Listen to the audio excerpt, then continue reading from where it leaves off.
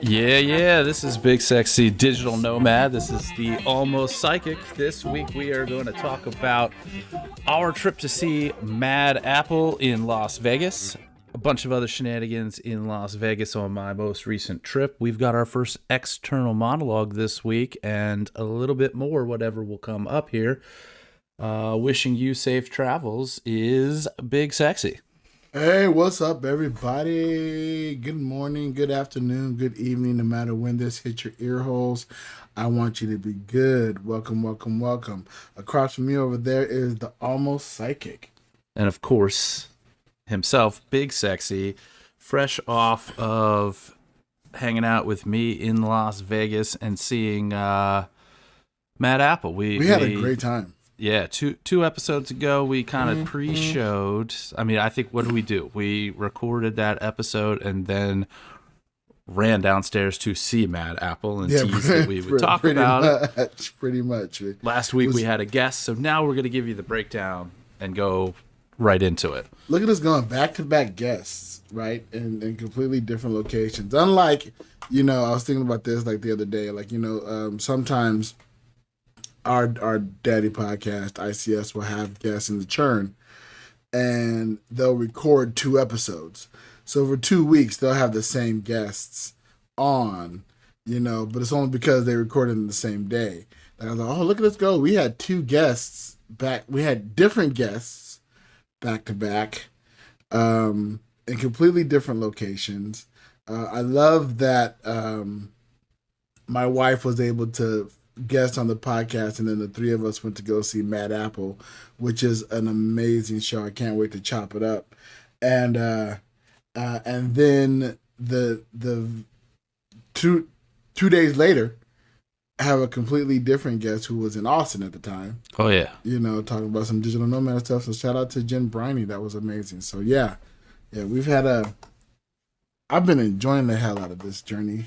Absolutely, yeah. And it's funny, I've been enjoying the hell out of this journey. It's helped me get ready for the actual physical manifestation of the journey that this whole podcast is about.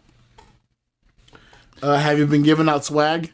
I have been giving out swag. Right now that swag, obviously, as you know, and many of our listeners know, is limited to those stickers as well as and you had to have been at the little meetup that we had to get the luggage tags.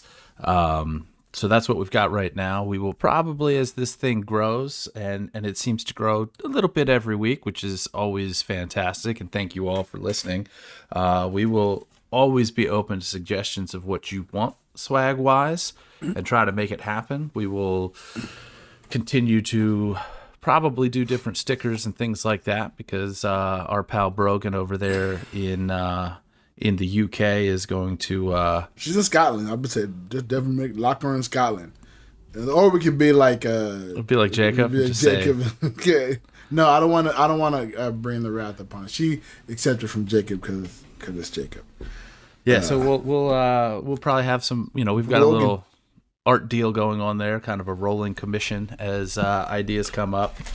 We will have some random art dropped in our inbox. In fact, speaking of random art, you may notice new art for me that is courtesy of Brogan, so thanks for that.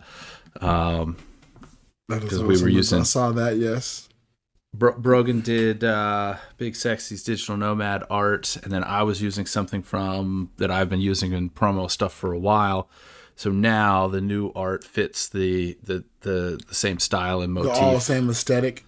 Yeah, so that's cool. Much appreciated. Now I'm going to probably start using that because I kind of like it a little bit better in my day-to-day stuff. Cool deal. So, yeah. So big shout out to Brogan for all her amazing work. Yeah, I had tried to use Brogan for my other podcast for stuff and stuff, but my partner over there has a different visual aesthetic that she's going for. So it didn't quite work out, but I said, bro, look, I love every time you draw me, Brogan. So you have free reign to use Big Sexy in your images and have fun and have at. Shit, there was something I wanted to mention. Oh, I've been passing out those luggage tags the same way the boys pass out the poker chips. I have. Oh, cool. Which is really fun because I get to prompt them by saying, "Do you have suitcases?" And everybody has suitcases. Of course. Oh, here. Then you need a luggage tag. Here's a luggage tag you're gonna want to use. Oh, thank you. So that's been a lot of fun. If any listeners, and obviously the luggage tags fit with our theme here, but if any listeners have ideas of kind of without us stealing the poker chip idea, which I don't want to do, but if you've got an idea for a regular handout and kind of do it the way I would like to do it, the way that they do it, where we have a couple of different versions of the same thing. So I think that, Matt's got a color poker chip that he hands out when he's doing his Mind Noodler shows. If you run into Jacob, it's a different color. If you run into Paul, it's a different color. If you're at a churn out, that's a specific thing. I don't want to steal their idea, but in that same vein, it would be great if we had something to hand out like that. So if anybody's got any ideas of what you'd like to see, let us know. Drop them in either an email or an external monologue. And if it makes sense for us, we'll do what we can to make it happen, because that'd be cool.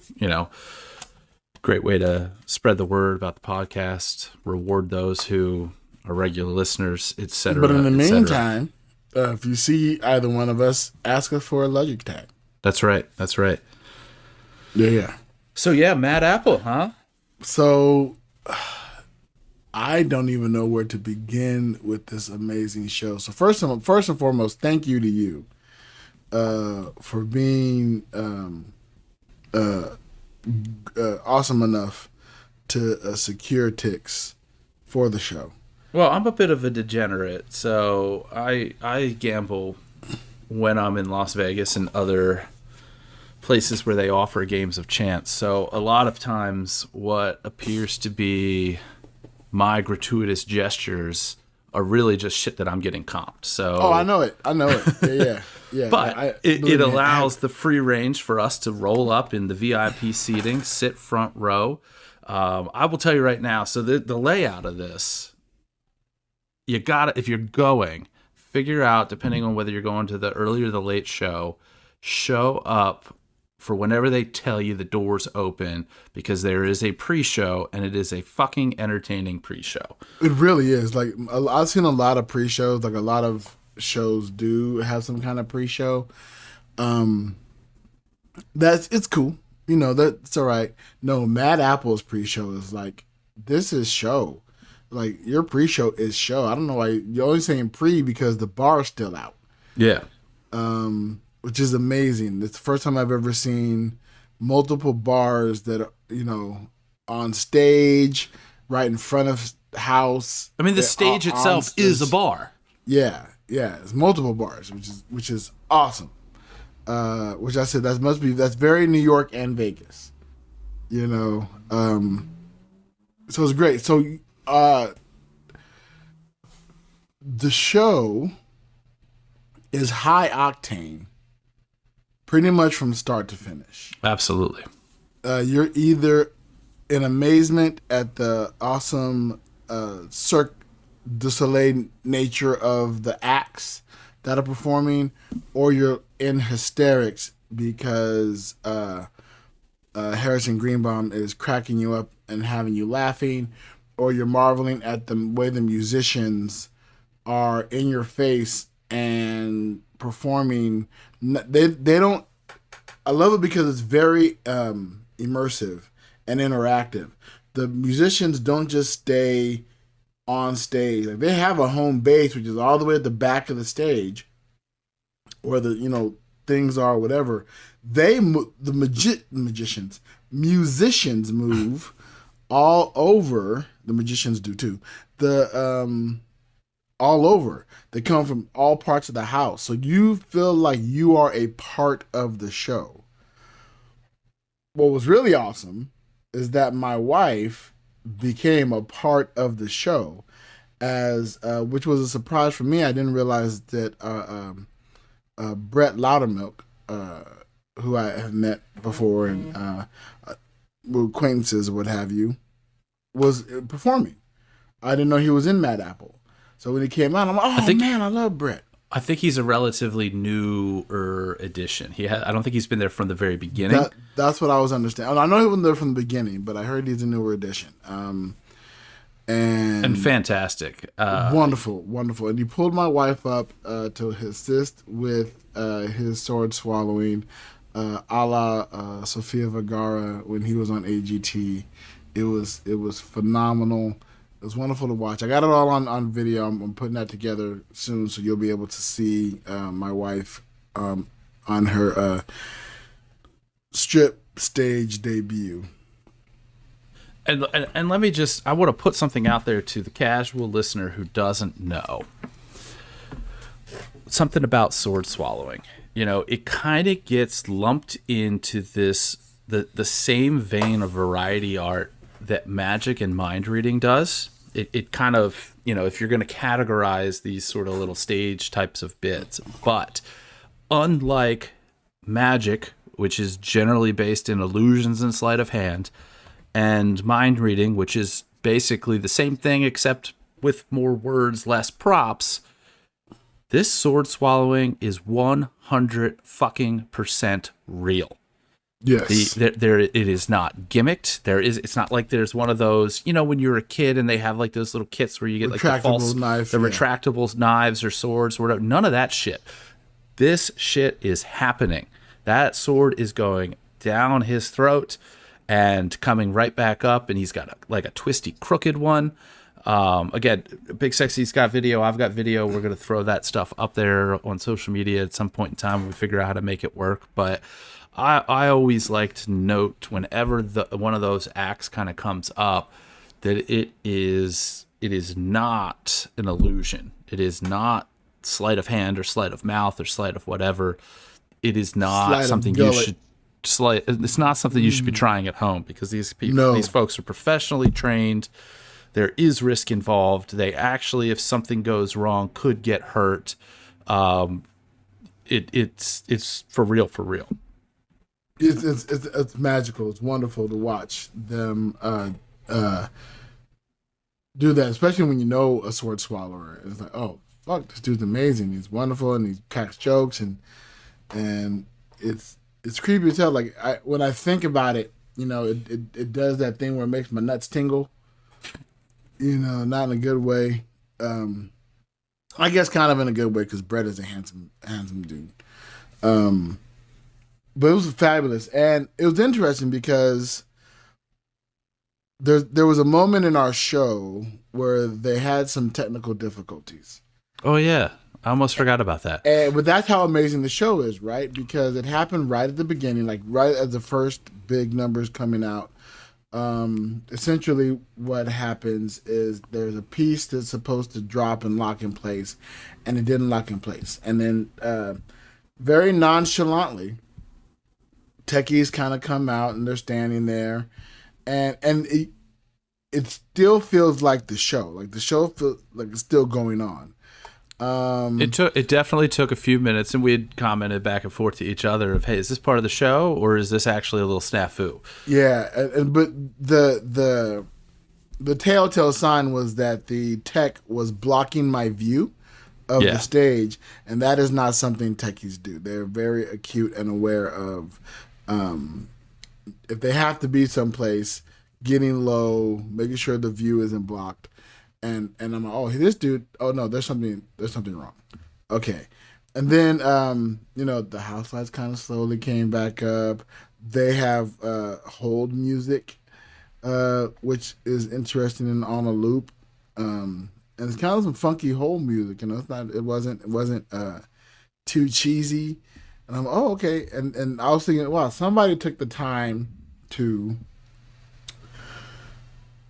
orchestrate and compose this music that is solely for if something fucks up. Like, oh, if something's gonna fuck up, we need to have something playing in the background. Here, let me compose this 15-minute piece or whatever, 10-minute piece, so we have some time to work on what needs to be fixed. I love that kind of shit. I love shit like that. I'm so glad something went wrong during our show. I don't. Nobody got hurt. Nothing horrible happened. But I love to see how theaters operate when something isn't flowing. Because some places panic and lose their shit, freak out, and other places it happens. Enough time that they got it down to a science. You just get out there, you get it done, and you start the show.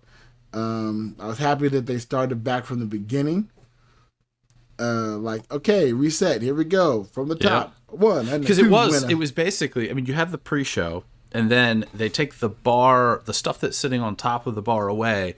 They lower the the platform onto the stage that was the main bar as an Apple themed kind of, what's the right word that it's a big glitter disco ball in the shape of an apple that is used for hanging and acrobatics and stuff like that. Like, that's coming up as the stage piece is coming down, and that's the start of the show. And that's it. Just, I guess it didn't line up right, or whatever the deal was. They couldn't get it locked in place, so that's where the snafu was. So yeah, they stopped in the middle of a song, did the whole thing, and then literally started right back over. So it was clean.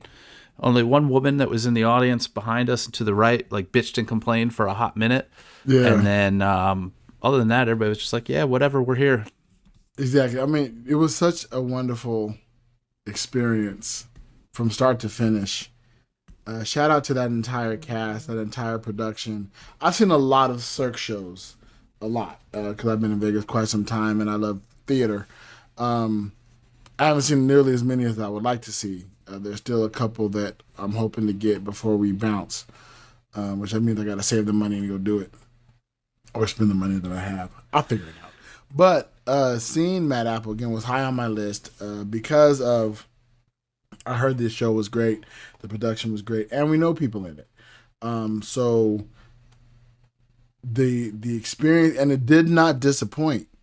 It did not disappoint. Not one bit. At all. I'm trying to figure out where I would rate it among the shows that I have seen. Right now, it's pretty close to the top. Because of the interactive nature, and I love things that really are interactive. A lot of Cirque shows are really about the awe-inspiring acrobatics of the entire show. This one, they have awe-inspiring acrobatics like that. There are these two guys who come out, and one flips the other with his feet. Yeah, that was some shit. The Wheel of Death was some shit. It's and I'm going. I'm looking at this. I've never seen this before. I've never seen this particular act before. I didn't know this existed, and I'm so happy that it exists. And holy shit, how the fuck are they doing that? There's a lot of that on top of stomach-ripping laughter. Again, very, very engaging. Even the juggler, Francois, I think it's Francois. Yeah. Yep. Even the juggler picks somebody in the audience, and you can tell that he's interacting with that person, and they're having a moment. That's how you do it. That's that's entertainment. There is no fourth wall. And no, a lot of, and not all the Cirque shows, because there are definitely elements like in Mystère that go outside of the fourth wall. But a lot of the Cirque shows, like if you go see Ka is just that amazing acrobatic sort of, and it's there and you're here and there's a separation.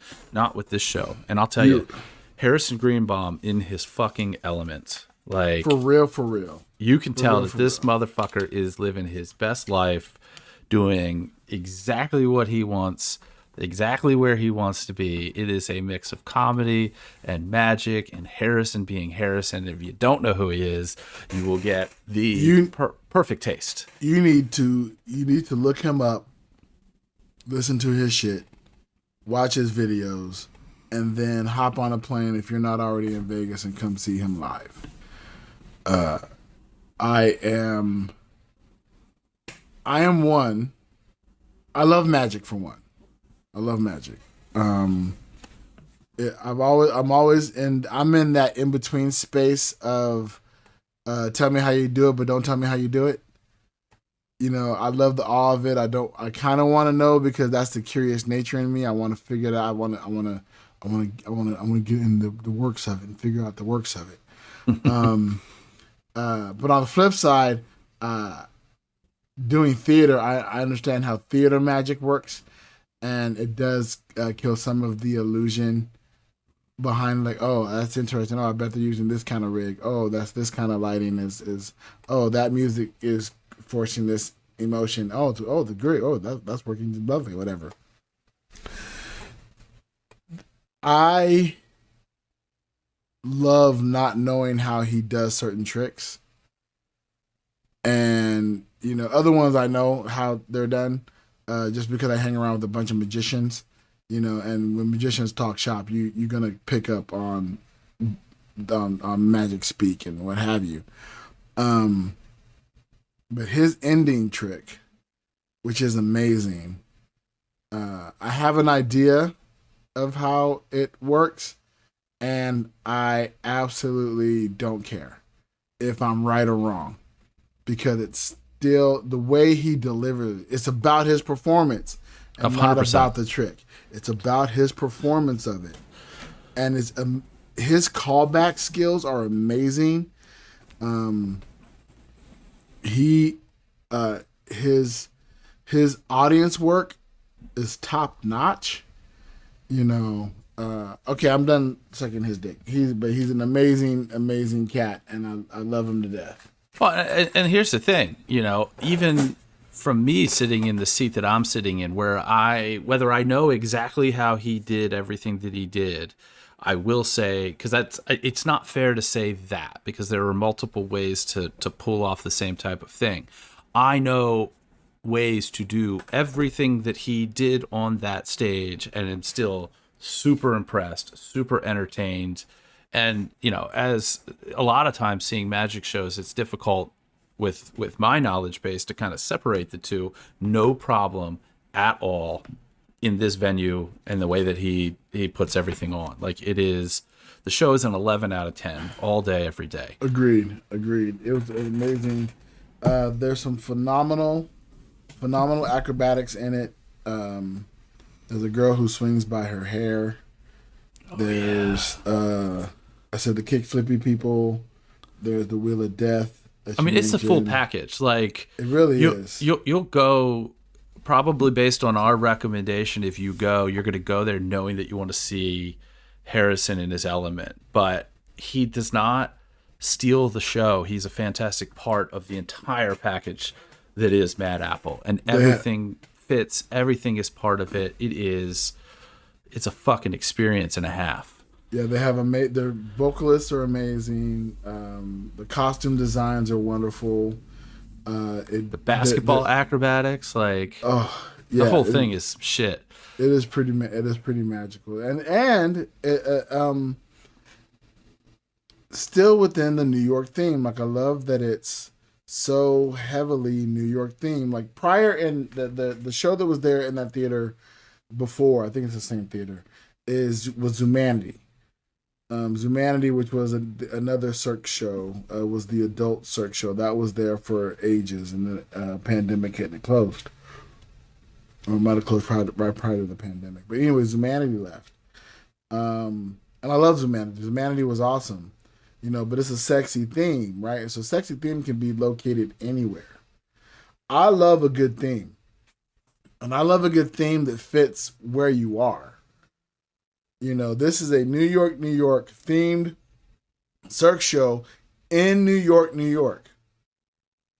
Right? Like, Love is an amazing show. Love is a wonderful show. I love Love. It's a Beatles themed Cirque du Soleil show. But you could pick that up and put it in any venue. Any venue, and it wouldn't. It doesn't feel incongruous because it's not venue based. I mean, this show is a puzzle piece that fits snugly into the slot. It's one of the few ones that does, actually, it might be the only one of the Cirque shows that. Oh no, Bellagio. in the Bellagio because O is a water-based show, and the Bellagio is really known for its fountains. So that makes sense. And I haven't seen O yet. O's on the top of my list. It's just pricey as hell. And unlike the Almost Psychic, I am not a gambler. I don't. They're not going to give me comp tickets for the $3 I spend on Megabucks every time I go in a casino. Even though I use a player card, I definitely have a player card and I use it. But I'm gathering points, extreme fractions at a time. Looks like I'll have to make another trip out before you skip town. Oh, okay. I won't twist your arm a little bit. And honestly, that whole property is fantastic from a theme perspective. Like, obviously, if you've never been to it, but you've seen photos of it, they've got the Statue of Liberty outside. They've got the New York City skyline, the roller coaster, which I don't know. Maybe that's a Coney Island thing, the way that fits in. But, even down to inside, they have, it's not a food court, but it's like this little area that it's the village. You'd think that you're in Greenwich Village with all of the, and it's down, it's almost like you're in Disney World or Disneyland, the way that they have it decorated. And it's like nothing there is by accident. Like there are things on balconies and overhangs and signage that isn't an actual thing but fits with the theme. And the food, some of those food places in there are, since this is a travel podcast, we might as well mention some more like things that are worth checking out. The deli that's in there, if you like brisket, holy shit. Twice I ate in there in about a 4-day span. Wonderful. Yeah. Fantastic. Their steakhouse, Gallagher's, is absolutely amazing. New York, give us a sponsor. That's right. Gallagher's was wonderful. Even the burger, the burger joint, which I can't remember the name of the burger joint that's in there, has really good. We had I ordered sliders the night of our hangout, and those were phenomenally and delicious and wonderful. What I love is New York is one of those casinos that really popped up and came to prominence in the early 90s and mid-90s, when Vegas was really high on themed casinos. And unlike all the other themed casinos, New York has said, no, fuck it, we're leaning in, right? They've all kind of backed away from their themes and went with a much more contemporary, commonplace feel with a casino, right? They kind of pulled away from leaning into the theme so heavily.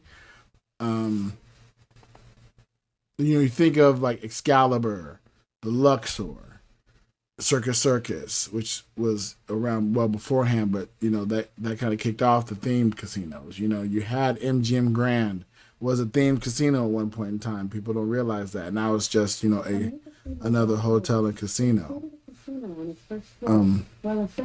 Wait. If you can hear that, my echo in the background must have heard me talk about shit. Now she wants to tell me all about casinos. New York came in, and it's like, oh man, there's all these themed casinos, and then slowly but surely, as time went on, as these casinos did their remodeling, they took away a lot of the thematical aspects of the casinos and went, like I said, with a much more contemporary design and feel. Like the Luxor is Egyptian pyramid in shell pretty much only. Yeah. Even their area that had like this whole Egyptian feel, they have gone away from. Well, I mean, even the Flamingo. The current theme of the Flamingo is kind of everything's pink, but let's roll back to the time in which everybody knew that the mobs ran Vegas. Oh, and out back we've got this flamingo sanctuary where you could see some birds. Right. Yeah, exactly. The MGM Grand had a lion habitat. For the MGM lion, right? It was MGM themed which was amazing. You know, it's that old Hollywood theme that they have backed away and moved into just being a casino and hotel. Which, you know, as an older person and the person who remembers the theme, I love the themed. I kind of feel bummed about it.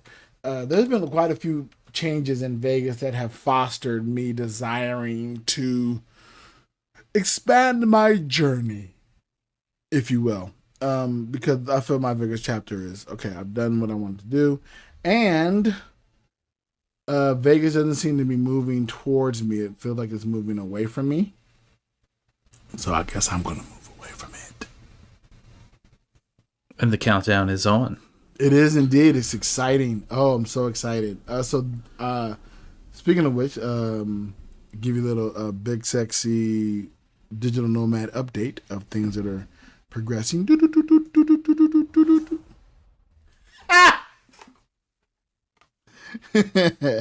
So don't let me fuck with a soundboard. Yeah, fuck with the soundboard. Love it.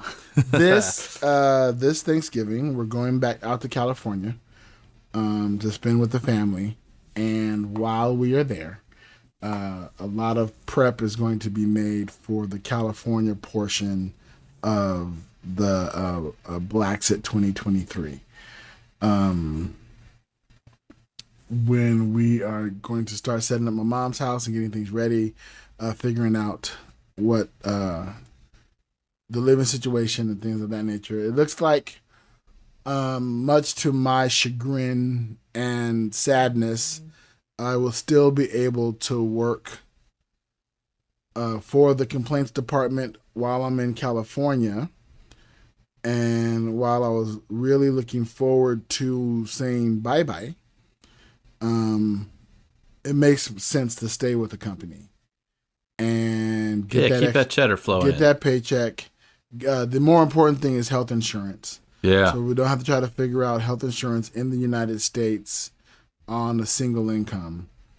That's difficult because, again, the United States has tied insurance to employment.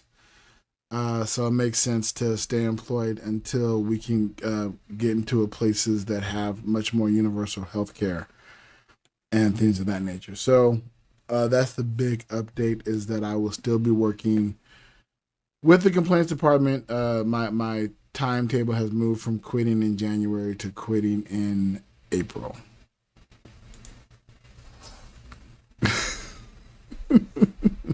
So you're going to miss episode 1000 because it is a week after your cruise departs. Correct. Yeah. I am going to miss episode 1000. So for anybody who was thinking that they were going to run into me or Big Sexy at episode 1000, I hope you've already bought your tickets and it's too late to change your mind, because I will actually be in Vegas that whole week. That's funny.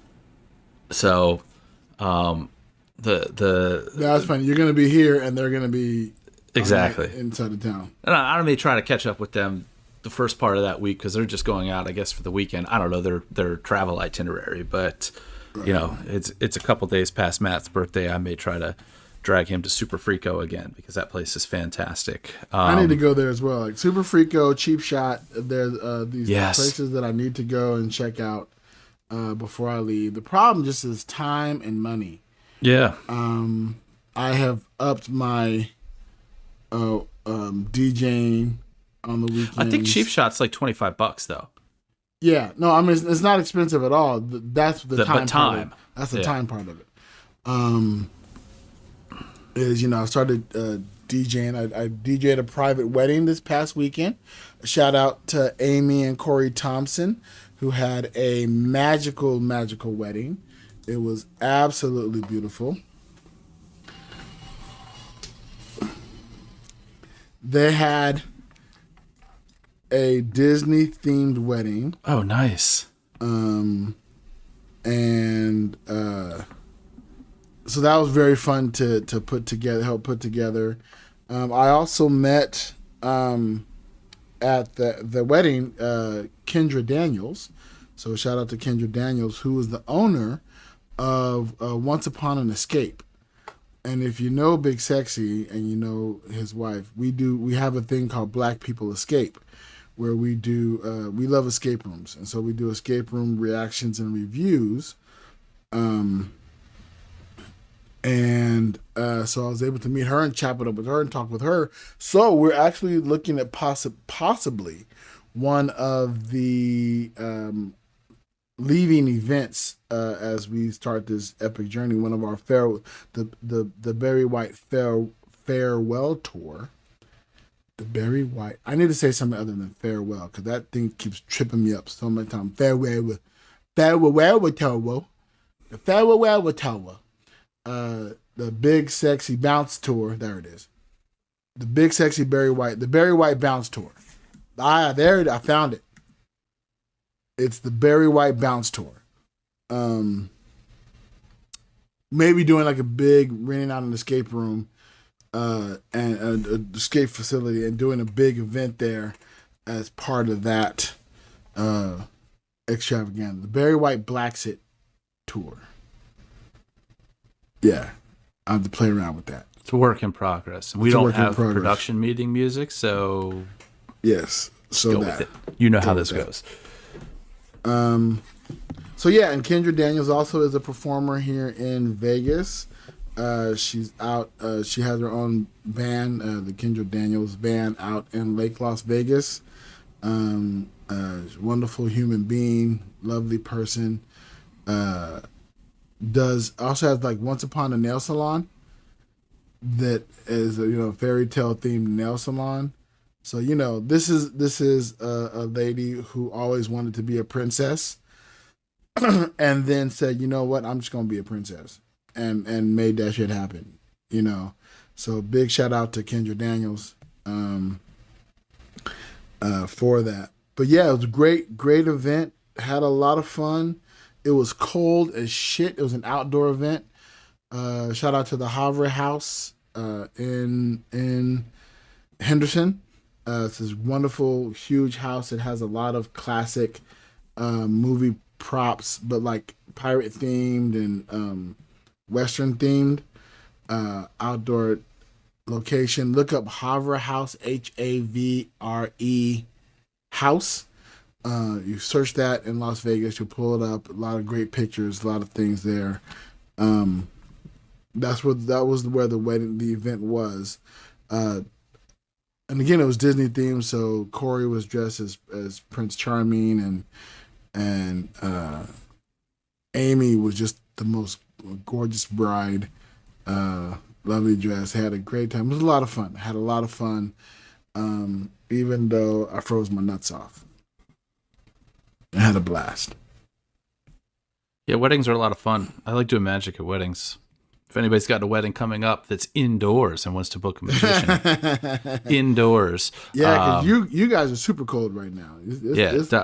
I'll double my price if you tell me it's an outdoor winter wedding. I don't want to do handwork in no hand stuff in the cold. Right. Yeah. Please, no hand stuff in the cold. That's just a good general thing across the board. Don't 100%. Don't do hand stuff in the cold. I mean, unless you like that. Like, I don't want kink shame. Yeah. I don't want to call anybody that. If that's your thing, do your thing. But for general aspects, no hand stuff in the cold. Yeah. So yeah, that was a fun weekend to get out there, hang out with you, hang out with the wife, check out some new spots. I went to some new places. I'll shout those out here in a moment. But a busy weekend. There was a football game. There was a hockey game. There were a couple of concerts. So, New York, and that area, which was kind of the epicenter for a lot of that stuff, was an absolute madhouse. But that didn't stop us from being able to take in everything that we took in and have a good time. So, yeah. Yeah, it was wonderful to actually, like, we've seen each other in person, but to meet in person and to hang out and you and I get to solidify our friendship was also one of the things that I really enjoyed and I'm thankful for. It sucks because again, you were out for the workshop, so you were busy and stuff, and then I'm home, so I'm working and busy with stuff. I tell you, when friends come into town, I really want to take time off and not do shit and just hang out all the time because I don't get a whole lot of chance to play tourist. So like, but money is important, right? So like, for the Friday night, I ended up having to show up late because I had a DJ that night. I got offered a DJ gig, which normally doesn't happen on a Friday night. Friday I don't usually DJ, but you know, when the company that hires me to do it knows that I have to take time off of work, it's usually really important, and they absolutely, you know, need it, and I can't pass up that money. I gotta get that money. 'Cause I don't know if you heard or not, but we're leaving the country. Yeah. And so gotta get paid, and it worked fine. It worked wonderfully, but we still showed up late. So some of the friends who said they were going to show up weren't able to, or changed their minds because I was coming later, and they weren't night owls like I am. I'm a night owl. Oh, also shout out to Sarah Hester Ross, who was performing at the bar in Times Square. I didn't realize she was in town because I know that she's on tour. And again, in my brain, when an entertainer goes on tour, they're on the road all the time. You know, Sarah's, I guess, when you're the other entertainers who bounce back and forth, who have their main hub and then they fly out to the different locations, which Vegas is a great main hub. Oh, yeah. Right? Vegas is a wonderful hub, but, you know, still has her gig playing at the piano bar at the bar in Times Square. So shout out to Sarah Hester Ross. It was good seeing you. Unfortunately, the bar at Times Square had a cover charge, and I'm too old to pay those. Not for a bar. And they wouldn't let a degenerate like me in for free. And I'm like, what the fuck? I get everything else in this building for free, and you're going to try to make me pay a cover charge? So, yeah. You know, for me, it's somewhat out of principle that I'm like, no, I don't do that. Yeah, but I can see her from the alleyway. Well, I'd say alleyway. If you know the way New York looks, it looks like you're in an alleyway right outside that bar, which is, again, by design. But I can see her, so I was able to wave, say hi, listen to her play, hear the things. Only thing I couldn't do was sit down inside there. I don't think it was a big loss. Otherwise, I still got the music, still got to see her, and still got to say hey. So there you go. Win-win on me, because I didn't have to give you my money, and I still got the show. Good times, good times. So a couple other places, I'll give them a shout out. One of them's a touristy place on the Strip, but it was the first time that I actually went there. At the Paris Hotel, Mon Ami Gabi.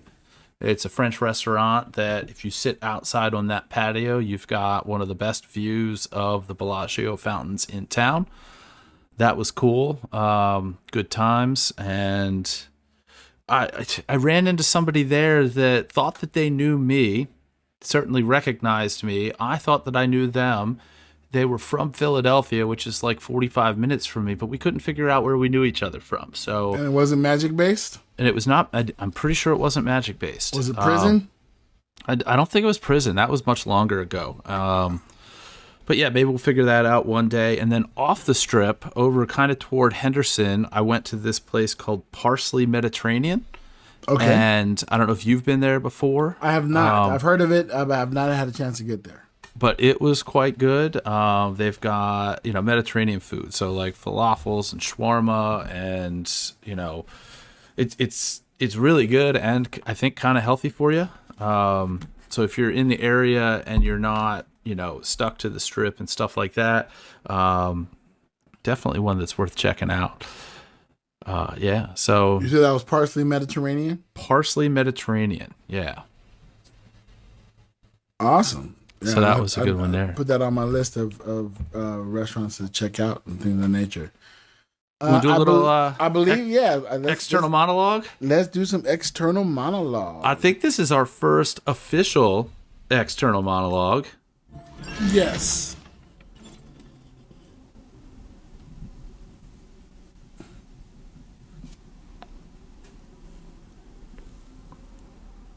I'm just fucking around with the soundboard. I'm digging it. This one comes with video. Yeah.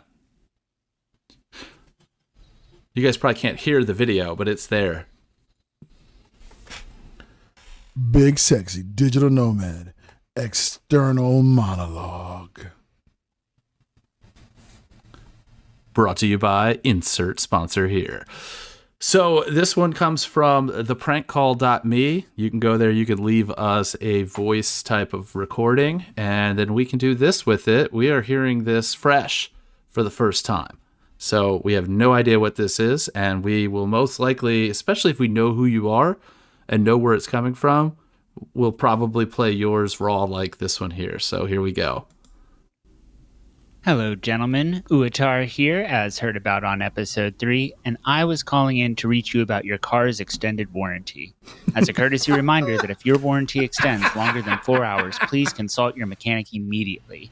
Now, I just wanted to say that I'm a big fan of the podcast, and I want to know, what was your first big travel experience as a child, and how is that similar or different to your first big travel experience as an adult where you had to do all your planning and arrangements yourselves? And how do both of those differ from how you travel today? Thanks for all you do and making my commute a little more fun. Sweet. Thank you very much. Well, I'm glad we timed this when we did, because not that it's surprising to me, because again, I legit didn't listen to that ahead of time.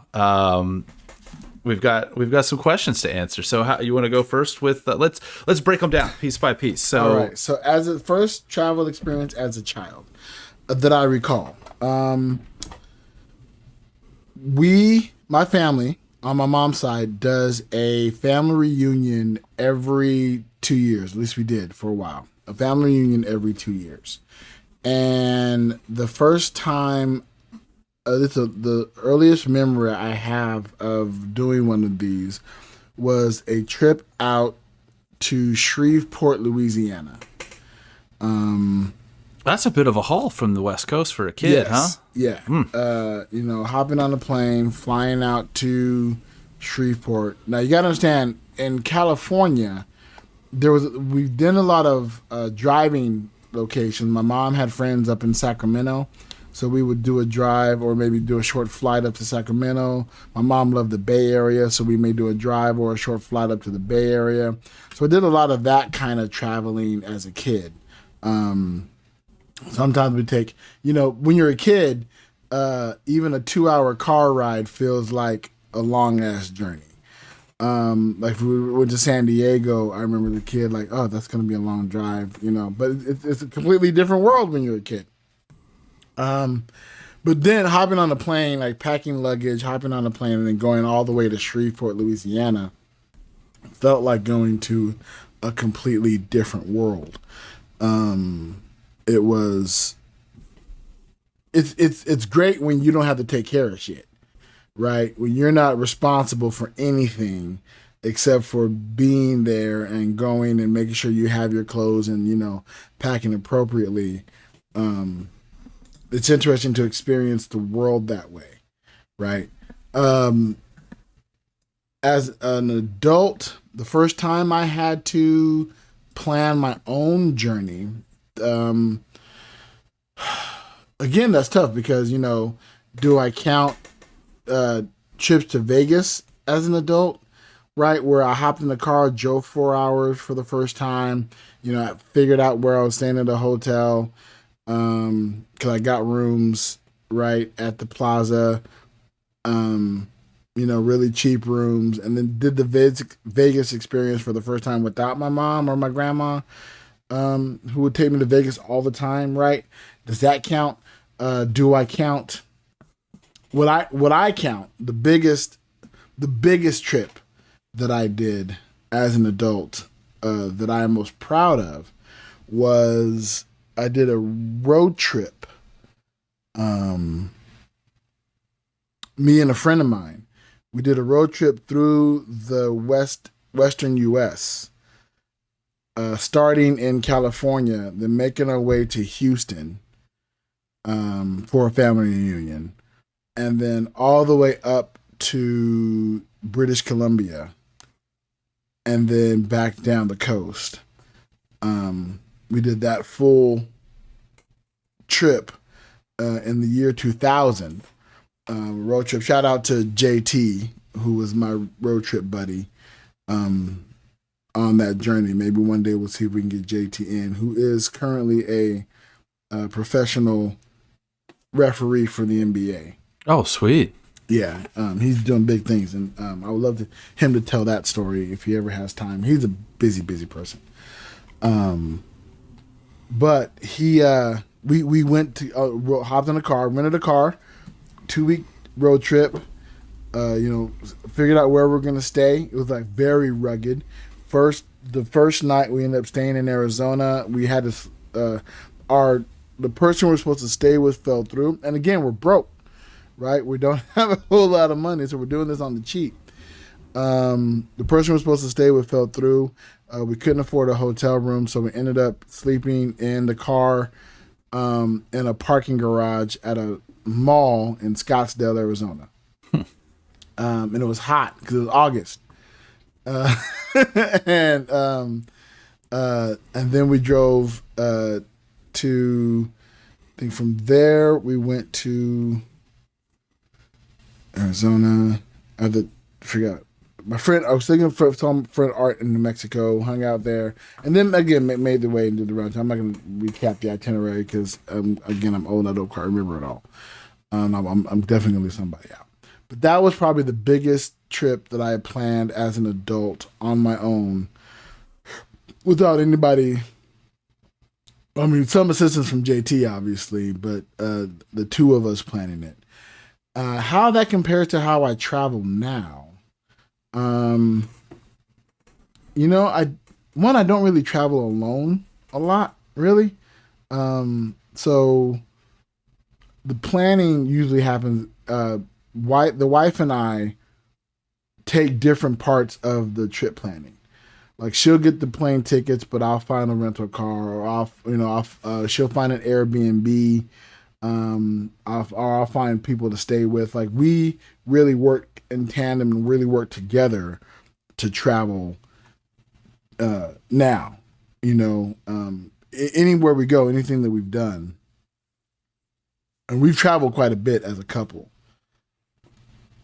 I love it because it's really great to partner with somebody who you travel really well with, right? And we work really, really well together. Well, you wouldn't be doing what you're about to be doing if that weren't the case. No, you got that right. If I didn't already have the history of, we can do a European country, we can do cruises, we can figure things out together, places another one of us has never been.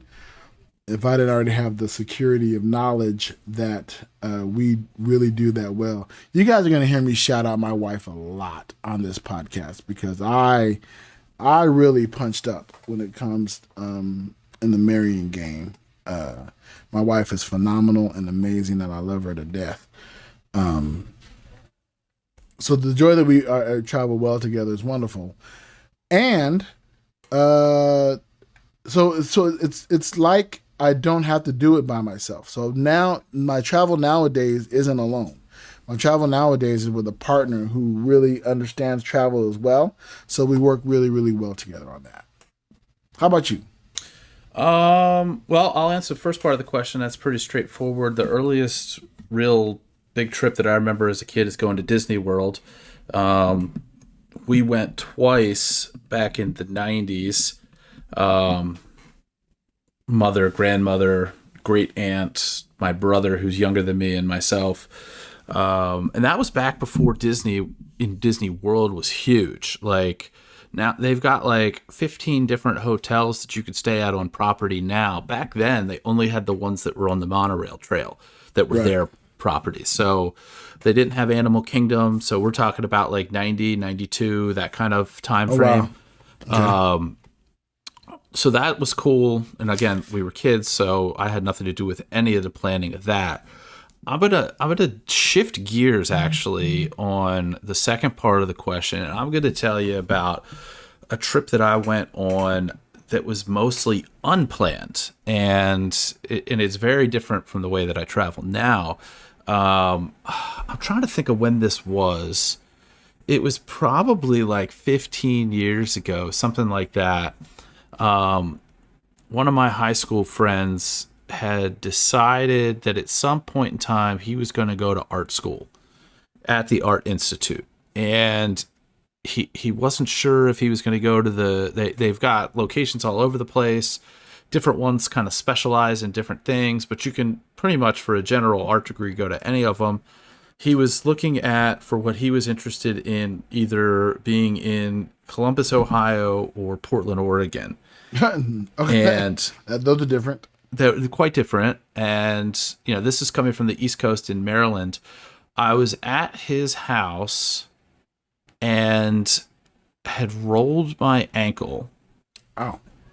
And when I woke up in the morning and rolled out of bed, I could not put any weight on that foot. And I was like, bro, we got to go to the hospital. So had him take me to the hospital. While we were driving to the hospital, I'm in the passenger seat. He's driving. He turns to me and he says, hey, if your foot's broken, and we were pretty sure that it probably was, and you can get a week off of work, I think I'm going to move to Portland today. Because I had mentioned to him, hey, if you either one of those that you go to, I'm interested in going along. Whether it's a drive, because he knew he was going to drive. Whether it was a drive to Ohio or whether it was a drive all the way across the country to Portland. So we did that. And it's funny because I'm in the ER, get the X-rays, definitely broken. They're putting me in a cast. And the doctor goes, hey, I'm gonna write you off of work for 3 days. And I'm like, can you make it a week? And the doctor's like, can you afford for me to do that? And I said, why the hell not? So he writes me off of work for an entire week. I come on my crutches out of the ER at like 10:30 in the morning, and I turn to my buddy who was there in the waiting room waiting for me, and I'm like, I guess you're moving to Portland today. And I hold up the thing. So we go back to his place. I think we got back to his place at like 10:30. I went and passed out on the couch. He loaded up his car with like every possession that he had that was worth taking with him. I remember waking up at like 1:00 in the afternoon, hopping in the car with him, and off we went. No real plan.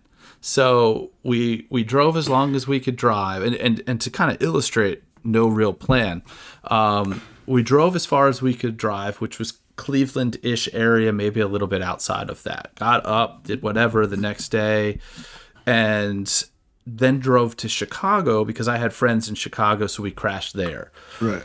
In reality, from a cost-saving standpoint, we should have just stayed the night, left the next day, and just drove straight to Chicago. It would have made a lot more sense. But it's neither here nor there because we could have made it further than Chicago from Cleveland, but whatever. So we drove from Chicago. I want to say the next night we stayed in Lincoln, Nebraska, something like that. Omaha, Lincoln, somewhere in that area.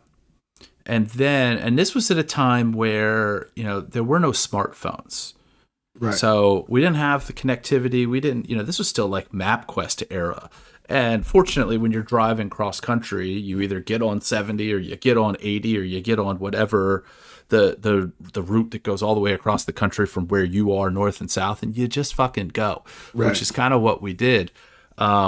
But for the next jaunt, I had internet access on my phone, even though it wasn't a smartphone per se, and was hopping on MySpace to basically try to find people that we could meet up with at our estimated next destination. So we ended up hanging out with just some random weird goth girls in Salt Lake City, Utah. And we thought we were going to crash there. And then shit just got weird to the point where we were like, probably at like 2:00 in the morning, we're like, we got to get the fuck out of here. Left, got in the car, and basically drove north up and into Utah, or Idaho rather, to the point where we were about to run out of gas. And I guess it's a part of the country where things like gas stations are not open 24/7. So we literally got to the point where like the light was on and we were like, dude, we gotta park somewhere and pass out because otherwise we're going to get stranded with no gas. So we parked at some rest area, probably slept in the car for like 3 hours until the sun is like up and in our face, waking us up at like 5:30, 6 o'clock in the morning. And what time of the year is this? Oh God, when was it? I want to say that it was springtime. Okay, but this is a long time it's, ago. So you're not having to deal with those extreme heat or extreme cold. No, it wasn't. Yeah, we didn't have any real issues like that, which was good. So we did end up going someplace after that, getting gas, continuing on. I think we made it to Portland that day, but we had zero plan. He had not even applied to the school yet. Did not have a place to stay. We stayed in a hostel the first like 2 nights. My return flight wasn't booked until like I booked that return flight home, kind of still estimating and guesstimating the rest of the path and how long we'd stay in Portland or whatever. While I was in Nebraska, I booked the flight to get home. And it was just kind of a hodgepodge, like, fuck it, let's just figure this out. Great let's road trip, man. Figure out where we get to next. I definitely don't travel like that now, but I kind of miss that. But again, like you said, you got to have certain personality types that'll allow you to jive like that and do stuff like that. Although I travel alone a lot and fairly well with no issue.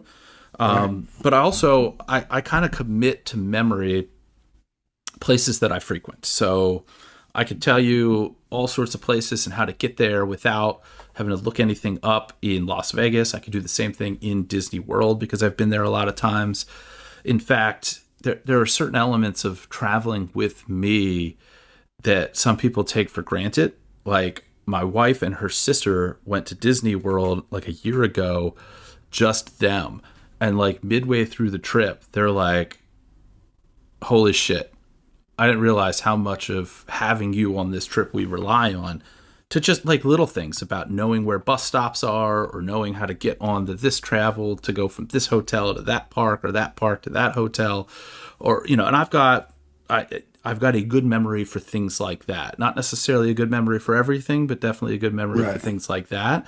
And like, you know, if you were to come and spend a week with me in Vegas, not Vegas proper, like your world and like the real world, but like in the touristy, the strip, downtown, all that kind of shit, I don't need the only thing I'm looking up is times. Is this place still open? Is this place, what time does that place open?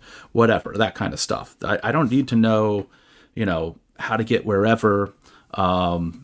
You know, I know where the monorail will take me. I know which walking paths to get where, all that kind of shit. I know what restaurants are in most hotels, although some of that stuff changes over from time to time. I encourage everybody at one point in time, at some point in time in your life, do a massive road trip.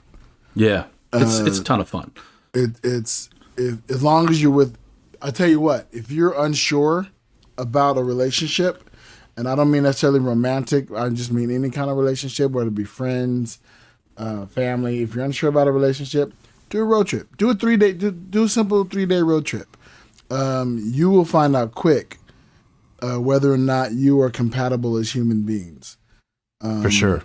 Yeah, you learn a lot about people when you're 24/7ing it. Yeah, when you're road tripping, it's that it's the I call the road trip personality test. I'm gonna learn your personality on this trip, and we're gonna find out if we cool. Hell yeah, indeed. All right, well, thank you very much. For that external monologue. We'd love to have more of them. We'd love to make it a regular segment here. So go to prankcall.me. Who sent that to us? Joshua Tar. Oh, Tar. Hey, J Tar. Yep. So, fun story. He's an attorney. I don't think I'm blowing anything up by telling him this. He used to live in Maryland. His wife got a worth it to travel and move across the country job somewhere in Arizona. So now he's doing some corporate law, working remotely, and he's in Arizona. So shout out to him, and hope everything's going well with you. So if you want to be part of that, we'd love to have you do it. Prankcall.me, or just go to the Big Sexy Nomad site, and there's a click thing to leave us a voice message. That's bigsexynomad.com. As long as we know who you are, we're going to do it raw just like that. So feel free to warn us about, well, I mean, the extended warranty gag's been done, so don't repeat that. But, leave us something funny. Leave us some shenanigans. Have at. Ask some questions. We'd love to answer them. How else do people get in touch with us, Big Sexy? So you can catch us at bigsexynomad everywhere, on the Twitter, on the Instagram. You can catch me individually at whoisbigsexy. Pretty much everywhere. Yeah. And you? If you want me on social media, so Facebook, Instagram, that is Psychic-ish. And even though, and we've teased at it, but I'm not making an official announcement yet, but the stage name is likely to be changing. The social media handles will not. So Psychic-ish is going to stay the same way that it is. The almost psychic might be going away. There might be a name change. We're gonna wait. We're gonna save that announcement of what it is, or what it might become. I got some things. Once it's solidified, we will make that announcement here. So stay tuned. Tell a friend. Do all the things. Please like, subscribe, leave us a review on Apple Podcasts or Spotify or wherever you can leave reviews of podcasts. I don't know if you can do it on Spotify, but wherever you can, please share, like and subscribe. Hit us up. Ask us anything. We'll shout it out on the podcast. And again, on behalf of Big Sexy Digital Nomad, safe travels. Safe travels, everyone.